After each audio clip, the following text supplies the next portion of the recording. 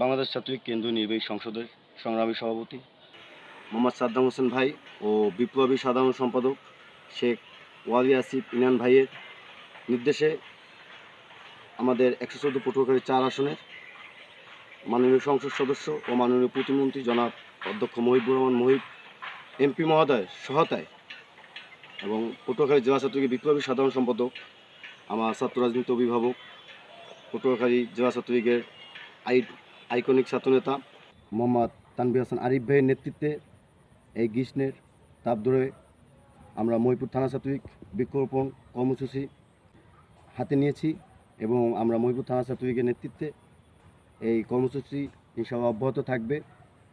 আজকের এই তাপ ধরে সাধারণ মানুষ দেখা যাচ্ছে পানি হোক আর অনেক সরঞ্জাম যেমন পানিটা খুব প্রয়োজন। আমরা ইনশাআল্লাহ প্রথম দিন আমাদের এই যে বৃক্ষরোপণ কর্মসূচি আমরা পালিত করছি।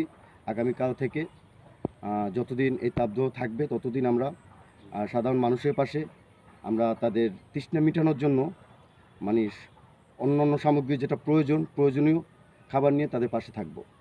আমরা মহিপুর থানা ছাত্রলীগ যতদিন এখন থেকে যতদিন পর্যন্ত এই তাপদাহ থাকবে ততদিন আমরা সাধারণ মানুষের পাশে থেকে কাজ করে যাব ইনশাআল্লাহ। আপনারা জানেন যে বাংলাদেশ ছাত্রলীগ প্রতিষ্ঠা লগ্ন থেকে সাধারণ মানুষের কাজে নিয়োজিত থাকে, সাধারণ মানুষের পাশে থাকেন এবং আপনার বিগত 2020 সালে মহামারী করোনা দেখেছেন।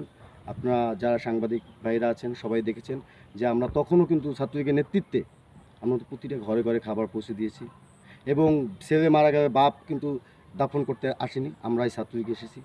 আসলে ছাত্রলীগ যুগে যুগে ইতিহাস করে আসছে। ছাত্রলীগ সবসময়ের জন্য ভালো কাজের সাথে এবং সাধারণ মানুষের পাশে থেকে তাদের ছাত্র রাজনীতি পরিচালনা করেছে।